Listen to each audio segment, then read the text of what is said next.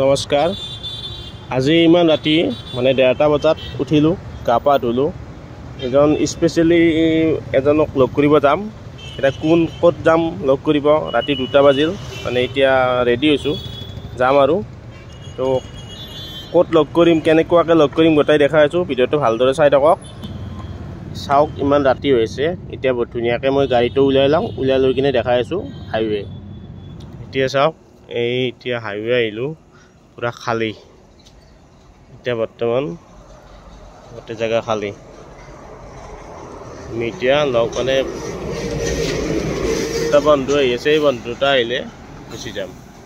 ক'ত যাই আছোঁ ইমান ৰাতি গোটেইখিনি দেখাই আছোঁ। কাক এনেকুৱা স্পেচিয়েল বন্ধু লগ কৰিব যাই আছোঁ, সেইটো আপুনি লগৰ ভিডিঅ'টো শেষলৈকে চাই থাকিব। এতিয়া ধুনীয়াকৈ বন্ধু দুটা আহিল। বন্ধু দুটাক চিনি পাব আপোনালোকে, মানে মোৰে বন্ধু হয়, পুখুৰী পাৰৰ। এটা উৎপল আৰু এটা ঈশান বুলি কয়, চিনি পাব, দেখাই আছোঁ। এতিয়া ধুনীয়াকৈ আমি গান বজাই বজাই ওলালোঁ। এতিয়া বৰ্তমান প্ৰথমতে আমি ধুনীয়াকৈ তেলটো ভৰাই লওঁ। এইটো ঈশান হয় আৰু এইটো উৎপল, চিনিয়ে পায়। তেলটো ভৰাই লৈ এতিয়া বিন্দাছ আমি গাড়ীৰ ভিতৰত গান বজাই বজাই যাই আছোঁ। আপোনালোকে ভিডিঅ'টো চাই থাকক। ক'ত যাই আছোঁ, এনেকুৱা স্পেচিয়েল কোন হয়, ইমান ৰাতি লগ কৰিব যাই আছোঁ, সেইটো আপোনালোকক দেখাই আছোঁ। আপোনালোকেও ভালদৰে চাওক, চালে বুজি পাব ধুনীয়াকৈ। এতিয়া স্পেচিয়েলি মানে যিমান পাৰোঁ আৰু মিনিমাম ৰাতি অলপ স্পীডত যাব পাৰি গাড়ী, সেই হিচাপত যাই আছোঁ, গান বজাই বজাই এনেকুৱাকৈ। এতিয়া ফাইনেলি আমি গেট সোমালোঁ। গেট দেখি গমেই পাইছে এতিয়া ক'ত আহিছোঁ। এতিয়া আহিছোঁ আমি কামাখ্যা মন্দিৰৰ মানে মা বগলাৰ ওচৰত। তো আপোনালোকেও একবাৰ দৰ্শন হওক মোৰ দ্বাৰাই। আমি প্ৰত্যেক মংগলবাৰে দৰ্শন হওঁ আৰু সদায়ে মানে মংগলবাৰে দৰ্শন হ'ব চেষ্টা কৰি আছোঁ।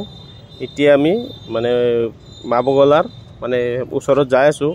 এতিয়া চাওক, এতিয়া মানুহ কোনো নাই, কিন্তু আগত আপোনালোকে দেখিব যে মানুহ কিমান হৈছে। কিন্তু এনেকুৱা হয় আজিকালি, কিছুমান মানুহ কষ্ট নকৰাকৈ ফল কিছুমান বিচাৰে। তো আমি আহিছোঁ এই ৰাতি 2টা বজাত, কিন্তু তাৰে ওচৰত আৰু আগত আহি সোমাই যায় মানুহবিলাক।